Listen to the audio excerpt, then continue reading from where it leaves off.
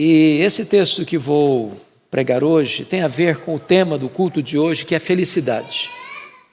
Então abra sua Bíblia comigo em Filipenses capítulo 4, verso 4. Está escrito o seguinte: alegrai-vos sempre no Senhor. Outra vez digo, alegrai-vos. Toda a igreja comigo?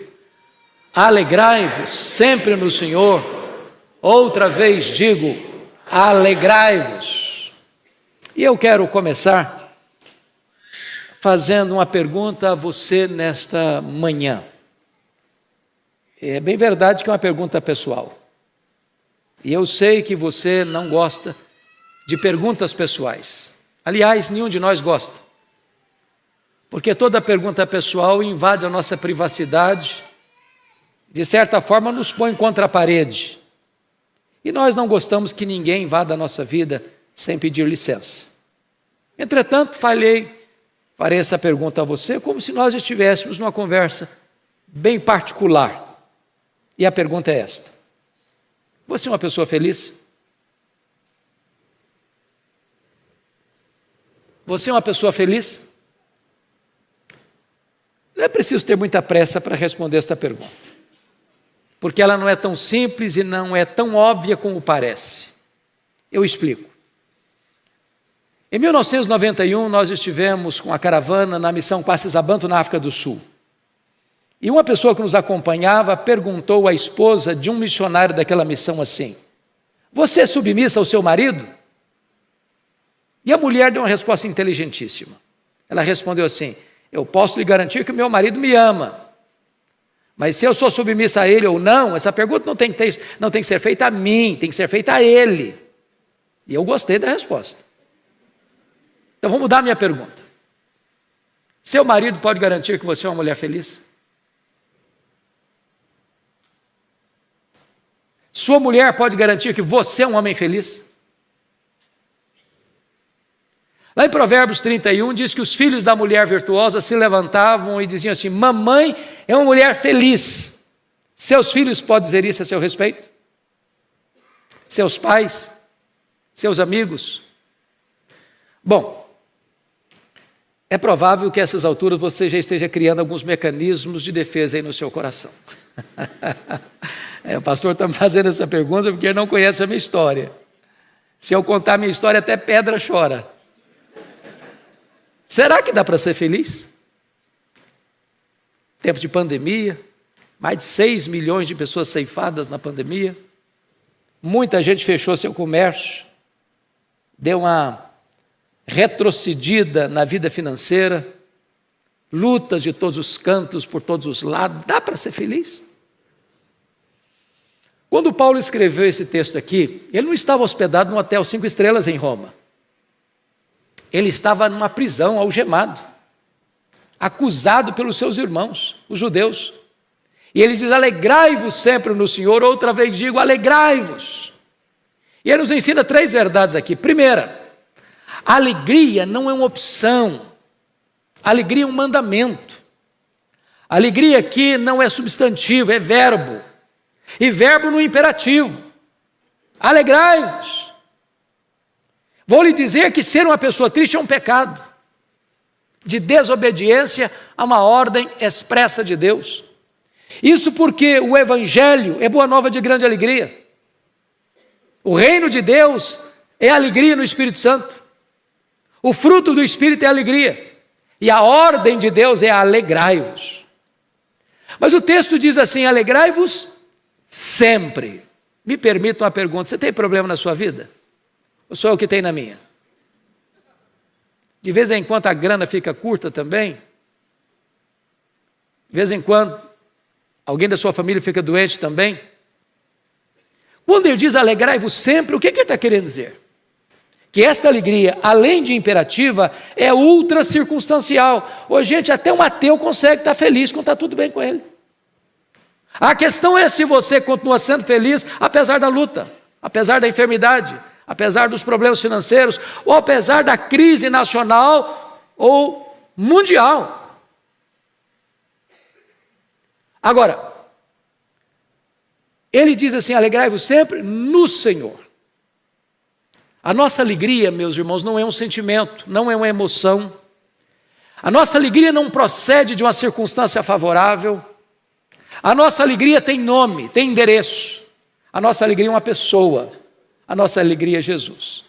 Se você tem Jesus, você é uma pessoa feliz. Se você não tem, você tem momentos felizes. Mas a alegria é cristocêntrica. Então Paulo está dizendo que a alegria imperativa é ultracircunstancial e é cristocêntrica. Bom, vocês todos conhecem a história do advogado de Chicago chamado Spafford.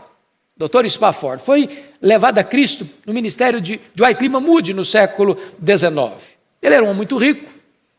E todos sabem que quando Moody estava fazendo uma campanha missionária evangelística em Chicago, houve um grande incêndio na cidade e muita gente morreu, muita gente perdeu seus bens e Dr. Spafford sofreu um golpe financeiro com aquele incêndio. Ele tinha um filho e 4 filhas.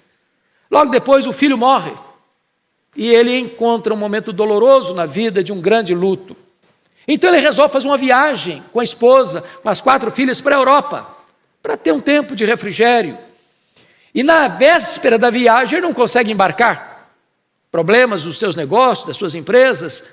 E ele embarca a esposa e as 4 filhas com a promessa de que na semana seguinte iria ao encontro delas. Naquela viagem aconteceu um grave acidente, o navio naufragou.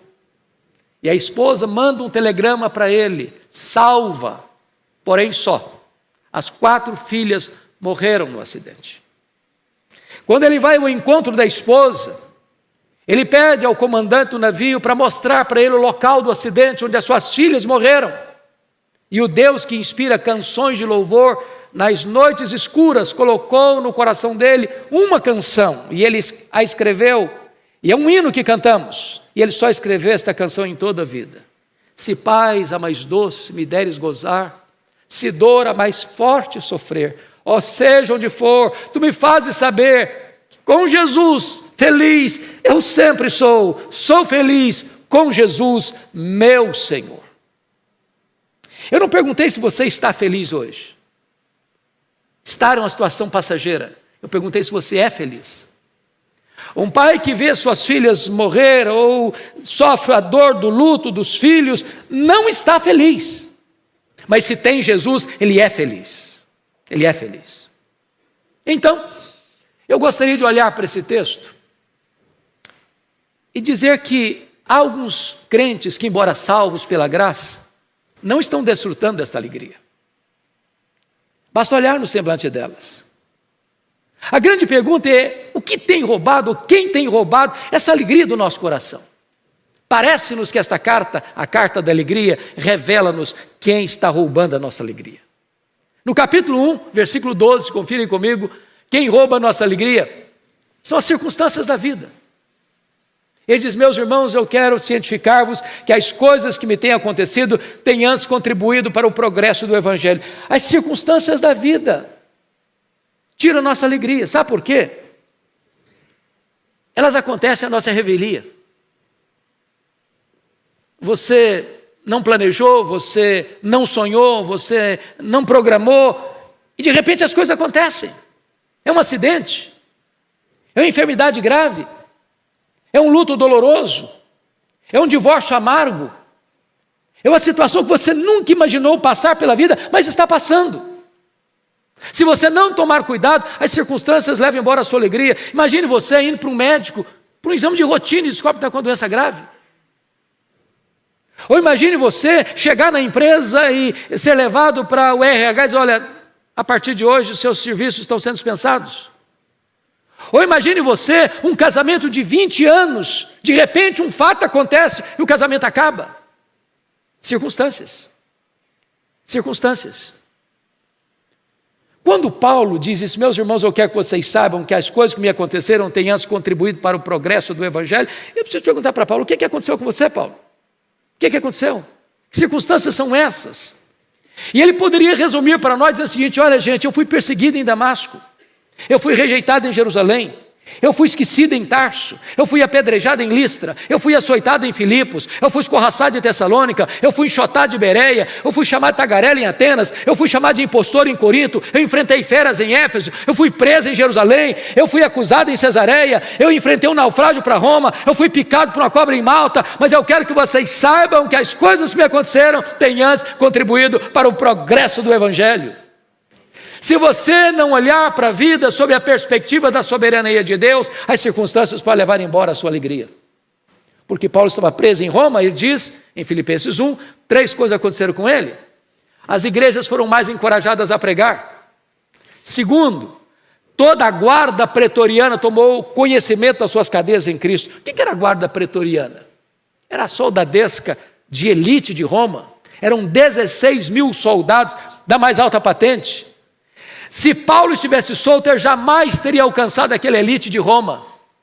Quis a providência carrancuda de Deus que ele estivesse algemado, porque ele era um prisioneiro de César, e ele tinha que ter um soldado algemado com ele todo dia, 3 turnos por dia, durante 2 anos, tempo oportuno para ele evangelizar toda a guarda pretoriana. E ele escreve no capítulo 4, verso 22, os santos vos saúdam, especialmente os da casa de César. O Nero não sabia na época, mas Deus o havia constituído em presidente das missões estrangeiras do império, porque colocaram lá dentro do palácio o maior evangelista e diante dele o seu auditório. Quando você de repente olha para a sua vida e parece que as coisas estão de ponta cabeça, Deus está escrevendo o capítulo mais importante e emocionante da sua vida. Porque Paulo estava preso em Roma e não podia viajar. O que ele fez? Começou a escrever cartas. As cartas da primeira prisão, Efésios, Filipenses, Colossenses, Filemão. Se Paulo estivesse solto, nós não teríamos essas joias na nossa Bíblia. Então, olhe para as circunstâncias da sua vida na perspectiva da soberania de Deus. Nós cantamos agora há pouco, todas as coisas cooperam para o bem daqueles que amam a Deus. Vamos ao segundo ladrão da alegria? Capítulo 2, verso 5. Ele diz, tende em vós o mesmo sentimento que houve também em Cristo Jesus. Ele está tratando aí de relacionamentos. E o segundo ladrão que pode tirar nossa alegria, irmãos, são as pessoas. Eu preciso dizer para você que a gente sofre mais por causa de gente que por causa de coisas. As pessoas nos fazem sofrer e chorar mais do que as circunstâncias. Sabe por quê? Porque as pessoas nos decepcionam. E nós decepcionamos as pessoas. Nós não somos uma pessoa perfeita. Nós não viemos de uma família perfeita. Nós não nos casamos com uma pessoa perfeita. Nós não temos filhos perfeitos. Nós não frequentamos uma igreja perfeita. Logo nós vamos ter queixas uns dos outros. Logo não tem vida saudável sem o exercício do perdão. Sem perdão você não tem vida saudável. Aliás, a Bíblia chega a dizer que se você não perdoa, você não pode orar, você não pode adorar, você não pode trazer sua oferta, você não pode ser perdoado. Perdão é vital. Aliás, perdão é questão de bom senso. Bom senso. Quem guarda mágoa no coração, sabe o que a Bíblia diz? Quem guarda mágoa no coração adoece. Guardar mágoa no coração é a mesma coisa que tomar um copo de veneno pensando que o outro aqui vai morrer. É autofagia, é autodestruição. Se você guardar mágoa no seu coração, essa pessoa vai controlar você, vai botar você numa camisa de força, num cabresto. Você vai chegar em casa com fome para almoçar ou jantar e a pessoa se assenta na mesa com você e tira o seu apetite. Você vai tirar uma soneca, a pessoa deita do seu lado e vira o seu pesadelo. Você vai sair de férias com a família, a pessoa pega carona com você e estraga as suas férias. A única maneira de você ser livre é perdoar. Agora, perdoar não é fácil não, viu gente? Mas é necessário. Eu já tive muitas dores na vida.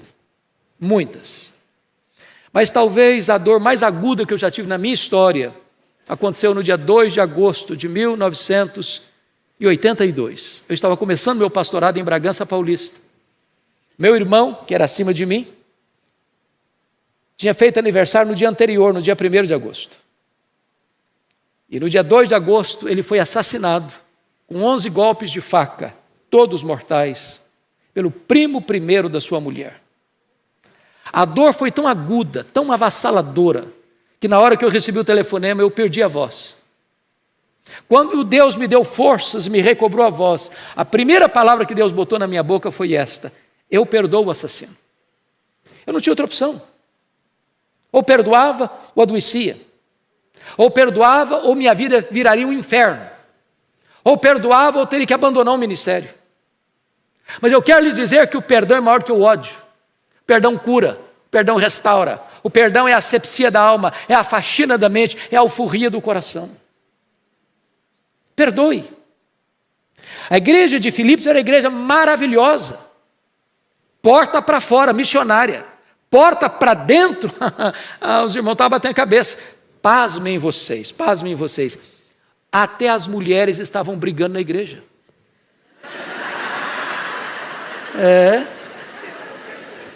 Meus irmãos, quando as mulheres brigam, a coisa está feia. Capítulo 4, verso 2, ele diz: roga a Evódia, roga a Síntique, pensem concordemente no Senhor. No dia que a Síntique dirigiu o trabalho na igreja, a Evódia não aparecia lá não. Se a Evódia dirigisse algum trabalho na igreja, a Síntique não ia também não. Era uma confusão. Tinha gente na igreja de Filipos que trabalhava, desde que o grupo dele, o partido dele, ficasse debaixo dos holofotes, partidarismo. Tinha gente que era narcisista, só pensava nele mesmo. Eu acho que tinha gente dizendo para Paulo: Paulo, você não está aqui não, Paulo. Tem gente nessa igreja que dá azia em copo de bicarbonato. Aí Paulo diz assim: então tende em vós o mesmo sentimento que houve também em Cristo Jesus. Porque ele, sendo Deus, não julgou como usurpação ser igual a Deus. Antes a si mesmo se esvaziou, assumindo a forma de servo e se humilhando até a morte, e morte de cruz. Então, deixa eu te dizer, dá um jeito de perdoar, dá um jeito de aprender a conviver, porque se você não aprender, as pessoas vão roubar a sua alegria. Mas no capítulo 3, versículo 19, há uma outra coisa que tira a alegria. Eu sei que aqui em São Paulo, é o pulmão, o coração econômico do Brasil, vocês não enfrentam esse problema. Eu não posso falar porque sou capixaba, então estou livre dessa. É o problema com as coisas materiais, preocupação com as coisas materiais, né? Dinheiro aqui em São Paulo não é problema, né? Solução. Então olha aí que está escrito no capítulo 3, 19. O destino deles é a perdição, o Deus deles é o ventre, a glória deles está na sua infâmia, visto que só se preocupam com as coisas terrenas. Só se preocupam. Tem gente que acorda de madrugada, vai dormir tarde, come penosamente o pão que granjeiam, porque só se preocupam com as coisas terrenas. Tem gente, irmãos, que vive e morre por causa de dinheiro. Casam e descasam por causa de dinheiro. Corrompem e são corrompidas por causa de dinheiro. Matam e mandam matar por causa de dinheiro. Porque só se preocupam com as coisas terrenas. O dinheiro é mais do que uma moeda. O dinheiro é um espírito, diz a Bíblia. É mamon. É o maior feitor de escravos do nosso mundo, do nosso planeta, da nossa geração. É o ídolo mais adorado da nossa geração. Porque há algumas pessoas que só se preocupam com as coisas terrenas. O Dr. Toncini, no livro dele, O Lado Oculto da Globalização, diz que nós vivemos hoje numa cultura global e numa economia global. Isso é verdade. Me permita um exemplo. Em 2008, o mercado imobiliário americano deu uma bambeada. Vocês sabem disso. E não foi só o mercado imobiliário americano que bambeou, não. Atingiu a economia global. Eu sou do estado do Espírito Santo, vocês sabem que o Espírito Santo hoje é o maior produtor de granito do mundo. Do mundo. Muitos donos de pedreiras no meu estado quebraram em 2008. Por causa do mercado imobiliário americano ter dado uma fragilizada. Porque a economia é global. Dá um terremoto lá na bolsa de Nova York, de Singapura, de Tóquio, o terremoto abala o seu bolso aqui e agora. Porque a economia é global. Toncini disse que no mundo hoje, mais de 50% da riqueza do planeta está nas mãos de pouco mais de 100 empresas particulares. Há empresas mais ricas do que nações. Por exemplo, a Toyota é mais rica do que a África do Sul. A GM é mais rica do que a Noruega. O Walmart é mais rico do que dezenas de países. O grande problema é que essas empresas, elas querem mais do seu tempo e mais do seu dinheiro. Se você vai se arrebentar, se a sua família vai se arrebentar, se o seu casamento vai acabar, se a sua saúde vai embora, não interessa, é que essa máquina tem que girar. E para essa máquina girar, você tem que consumir mais. E nós entramos de cabeça no consumismo. Quer um exemplo? Na década de 50, nós consumíamos 5 vezes menos do que consumimos hoje. Não éramos menos felizes por isso. Eu não sou referência, porque eu fui criado na região rural. Eu que me lembro só tive um brinquedo comprado em loja, um carrinho de plástico. Posso lhes garantir que não foi preciso me levar para psicólogo por causa disso. Porque hoje, quando uma criança nasce, ela já tem mais brinquedo que ela consegue brincar a vida inteira. Hoje você dá um brinquedo para uma criança, ela brinca longas 2 horas, encosta no canto, é sucata e quer outro. E se você não der, ela entra em crise psicológica, tem que levar para o psicólogo.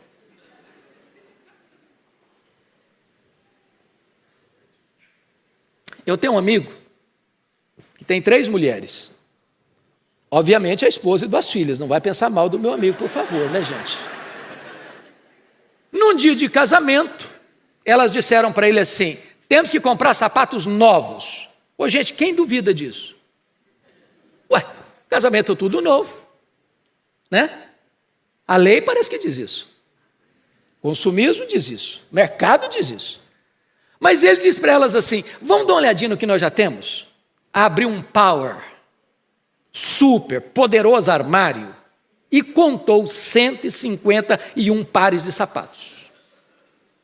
Tinha que comprar mais um. Como é que você chama isso? Consumismo. Então deixa eu lhe dar uma definição de consumismo. Consumismo é quando você compra o que você não precisa, às vezes com dinheiro que você não tem, para impressionar pessoas que você não conhece. O grande problema é que algumas pessoas só se preocupam com as coisas terrenas. Dr. John Rockefeller foi o primeiro bilionário do mundo. O primeiro homem no mundo a fazer $1 bilhão foi John Rockefeller. E ele dizia que o homem mais pobre que eu conhecia era o homem que só tinha dinheiro. Quando ele morreu, um curioso foi ao cemitério para fazer uma pergunta para o contador dele, o cara que mexia com a riqueza, com a fortuna, com o império econômico do Rockefeller. Conseguiu chegar perto do cara e perguntou assim: e aí, cara, me conta, quanto o doutor John Rockefeller deixou? O contador olhou muito surpreso para ele e perguntou: mas você não sabe? Eu falei: não, me conta. Cara, ele deixou tudo, ele não levou nem um centavo. Não tem caminhão de enterro, de mudança em enterro, não tem gaveta em caixão. Quantas vezes você fica desesperado e você não tem tempo para você, você não tem tempo para a família, você não tem tempo para a igreja, você não tem tempo para Deus, você não tem tempo para cuidar de você mesmo, porque só se preocupam com as coisas terrenas. A Bíblia diz: ajuntai para vocês tesouros lá em cima, onde nem atrás, nem a ferrugem, nem os ladrões podem tomar de você. Se você botar o coração no dinheiro, você nunca vai estar satisfeito. O dinheiro não é problema não, o dinheiro é uma bênção, viu, gente? Se vocês tiverem um problema aí, pode transferir para a minha conta sem problema nenhum. O problema não é ter dinheiro, o problema é o dinheiro ter você. O problema não é possuir riqueza, o problema é a riqueza possuir você. O problema não é o dinheiro, o problema é o amor ao dinheiro. Se você botar o coração no dinheiro, você nunca vai ser feliz, porque você nunca vai ter o suficiente. Mas vamos ao capítulo 4, porque se você não tomar cuidado, tem outra coisa que tira a sua alegria. Está lá no capítulo 4, versos 6 e 7. Paulo diz assim: não andeis ansiosos de coisa alguma, em tudo, porém, sejam conhecidas diante de Deus as vossas petições, pela oração e pela súplica, com ações de graças. E a paz de Deus, que excede todo entendimento, guardará o vosso coração e a vossa mente em Cristo Jesus. Então, o que pode tirar a sua alegria, em quarto lugar, é a ansiedade. E me permita uma perguntinha básica. Você conhece alguma pessoa ansiosa? Conhece? Você já viu alguma pessoa ansiosa hoje? Hoje, viu? Tem certeza? Vocês se olharam no espelho? Deixa eu vir para cá. Ô, gente, a ansiedade é o mal desse século. atinge pessoas de todos os níveis sociais, todas as faixas etárias, todos os credos religiosos. Pasmem vocês, até as crianças estão ansiosas hoje. Hoje é também puderas, né? Parece que criança hoje não dá para ser criança mais, porque com 3 anos, 4 anos, você já bota uma mochila nas costas do coitadinho e haja agenda para ele. Haja agenda. Eu gosto muito de brincar com as crianças. E um dia eu cheguei na igreja, tinha uma criança brincando assim, tranquila. Pelo menos parecia. E eu cheguei, assim, meio de surpresa, filha, que vidona, hein? Ela olhou brava para mim e disse, o senhor é que pensa. Eu falei, coitadinha, está estressada. Estava pregando aqui em São Paulo há poucos dias, no intervalo de uma palestra para outra, subi para tomar um cafezinho, tinha uma filha, uma menina, seus 10 anos, fazendo uns desenhos. Falei, aí minha filha, como é que está a vida? Falei, estou estressada. Falei, como? Estou estressada. Ansiedade. Sabe o que significa a palavra ansiedade no grego? Estrangulamento. Apertar o pescoço, tirar o oxigênio. A Bíblia diz que a ansiedade é inútil, porque por mais ansioso que você esteja, você não pode acrescentar um côvado à sua existência. Aliás, a ansiedade é prejudicial. Sabe por que prejudicial? A ansiedade é preocupação, é você se ocupar antes de um problema que ainda não está acontecendo, que talvez aconteça. Estatisticamente, 70% dos assuntos que nos deixam ansiosos nunca vão acontecer. Mas a gente sofre assim mesmo, antecipadamente. Me permita ilustrar isso. Eu fui seminarista em Campinas, em 78 e 81. E a gente tinha um bebedouro que ficava no final do corredor. Aí um dia eu levantei de madrugada para beber água. Estou indo pé por pé para não acordar ninguém. Eu olho a porta do quarto de um colega aberta. Quando eu olhei melhor, ele estava chorando, mas chorando mesmo, convulsivamente. E eu entrei apressadamente, falei, deve ter acontecido alguma coisa, um acidente na família, alguém morreu, alguém está numa situação terrível no hospital. E eu entrei e falei, o que está acontecendo? O que houve? Alguém morreu na sua família? Eu estou com medo da minha mãe morrer. Eu falei, qual o problema dela? Não, ela não tem problema não, eu só estou com medo de ela morrer um dia. Eu falei, camarada, mas deixa sua mãe viver, homem. Gente, tem mais de 40 anos isso, a mulher está viva até hoje. Ansiedade. Pior do que isso, foi uma mulher que chegou no gabinete pastoral com a criança de 3 anos no colo, chorando. Não, a criança não, a mãe chorando. Falei, o que houve, mãe? Qual o problema? Estou com medo da minha filha crescer e não casar. Falei, mas nem cresceu ainda. Ansiedade. Mas a ansiedade, meus amados irmãos, Jesus Cristo disse que é incredulidade.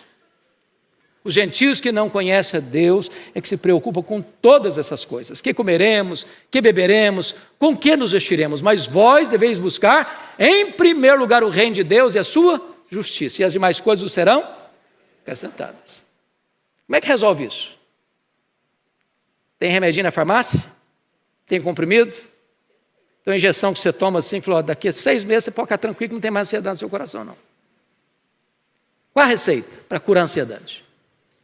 Paulo nos dá 3 remédios. Ele diz, não andeis ansiosos de coisa alguma. Em tudo, porém, sejam conhecidos diante de Deus as vossas petições, pela oração, pela súplica, com ações de graças. A palavra oração aí no grego traz a ideia de adoração. Então, Paulo está falando de 3 remédios. Primeiro, adoração, petição ou súplica, que é a mesma coisa, e ações de graças. Me permita uma pergunta. Você sabia qual a diferença entre adorar a Deus e dar graças a Deus? Você adora a Deus por quem Deus é. Você dá graças a Deus pelo que Deus faz. Então, vamos usar o primeiro remédio. Para curar a ansiedade, você vai adorar a Deus por quem Deus é. Então, vou fazer uma oração agora de adoração, tá certo? É o que Paulo manda fazer para curar a ansiedade. Eu chego para Deus e digo, meu Deus, eu quero te adorar porque Tu és o Deus da minha vida. Tu és o meu Criador, o meu provedor, o meu protetor, o meu redentor, o meu consolador. Eu quero te adorar porque Tu és o Deus único, vivo e verdadeiro, o Deus autoexistente, o Deus imenso, o Deus infinito, o Deus eterno, o Deus imutável, o Deus onipotente, o Deus onipresente, o Deus onisciente, o Deus transcendente, o Deus soberano. Eu quero te adorar porque Tu és o Deus fiel, justo, verdadeiro, misericordioso, compassivo e rico em misericórdia, e tem prazer em perdoar. Eu quero te adorar porque Tu és a minha alegria, a minha paz, a minha justiça, a minha herança, a minha recompensa. Eu quero te adorar porque Tu és o Deus da minha vida, em nome de Jesus, amém. Ao terminar essa oração, diga assim: oh meu Deus, mas eu estou tão ansioso, Senhor. Aí não combina mais. Ou retira a oração, ou retira a ansiedade. Quem é o seu Deus? Quão grande é o seu Deus? Quão poderoso é o seu Deus? Adore-o, e não haverá espaço mais para ansiedade no seu coração.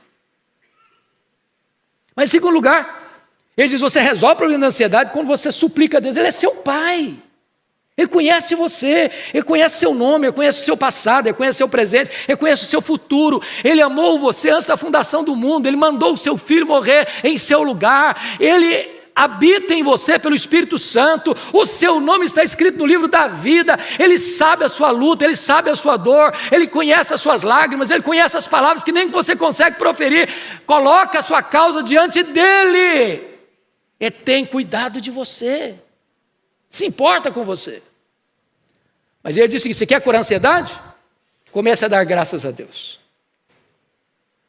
Meus irmãos, eu tenho escutado alguns crentes assim: ah, pastor, dá para dar graças não, pandemia, e o senhor não sabe a magrela que eu passei, a luta que eu vivi, o senhor não sabe quanta luta eu passei, aliás, eu tive que enterrar algumas pessoas da minha família.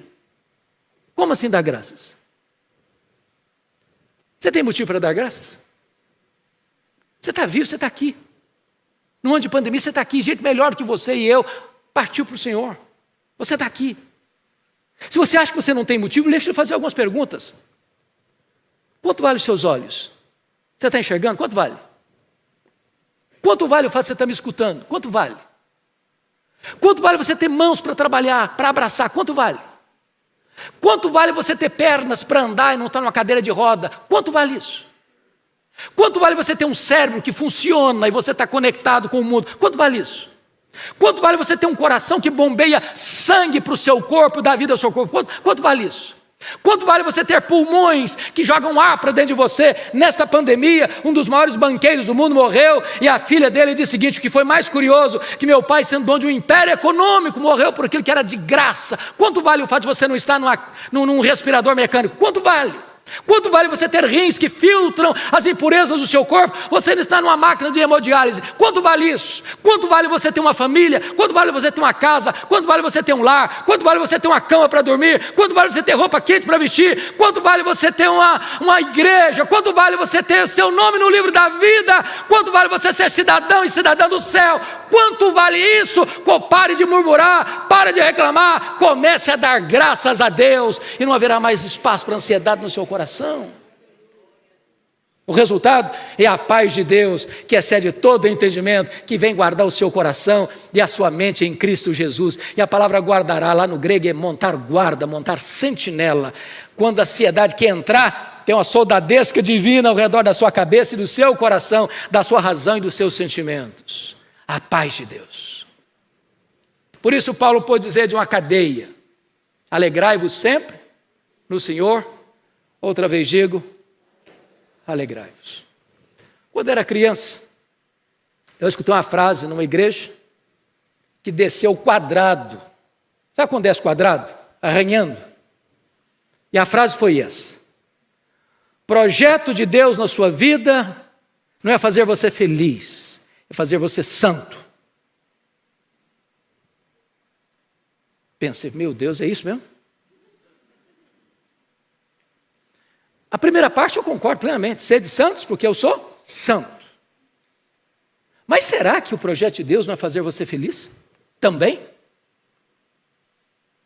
Eu acho que a melhor resposta a essa questão foi dada pelos puritanos, quando escreveram aquilo que nós chamamos dos símbolos de fé da nossa igreja, os catecismos de Westminster, Confissão de Fé de Westminster. E a primeira pergunta do catecismo foi esta: qual é o fim principal do homem? E a resposta foi: o fim principal do homem é glorificar a Deus e gozá-lo para sempre. Aí eu tenho que concordar com o pastor batista, John Piper, quando ele diz o seguinte: o maior problema nosso não é a busca da felicidade, não é o hedonismo. Não. O problema do homem é se contentar com a felicidade pequena demais, terrena demais, limitada demais, quando Deus nos criou para a maior de todas as felicidades. A felicidade de conhecê-lo, de amá-lo, de fruí-lo, de glorificá-lo. Então eu preciso dizer para você nesta manhã que Deus quer que você seja muito feliz, mas abundantemente feliz, mais plenamente feliz, mais maiusculamente feliz, mais superlativamente feliz, mais eternamente feliz. Alegrai-vos sempre no Senhor. Outra vez digo, alegrai-vos. E eu quero terminar pedindo licença a vocês para lhes fazer uma pergunta. Aliás, uma pergunta pessoal. E eu sei que vocês não gostam de perguntas pessoais. Aliás, nós não gostamos de perguntas pessoais porque toda pergunta pessoal invade a nossa privacidade e nos põe contra a parede. Mas eu vou lhe fazer esta pergunta como se nós estivéssemos uma conversa bem particular. E a pergunta é esta: você é uma pessoa feliz? Que Deus nos ajude a dar essa resposta esta manhã. Amém.